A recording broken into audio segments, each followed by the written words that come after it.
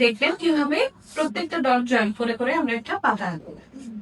তো চলুন আমরা প্রথমে ডটগুলো দিয়ে নেই।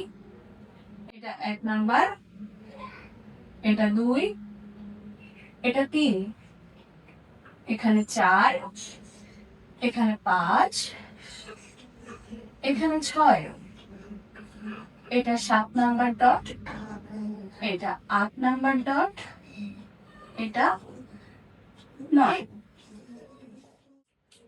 এটা 10, 11,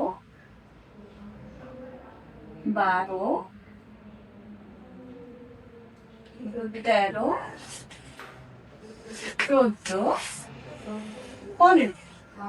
তো এই 15টা ডট দিয়ে আমরা একটা পাতা ড্রয়িং করবো।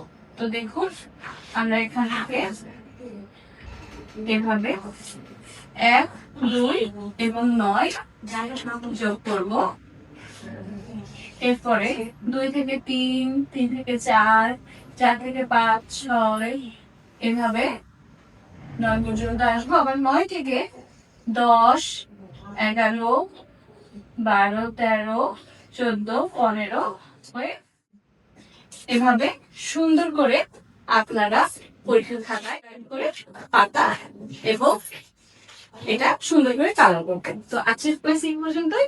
আল্লাহ হাফেজ।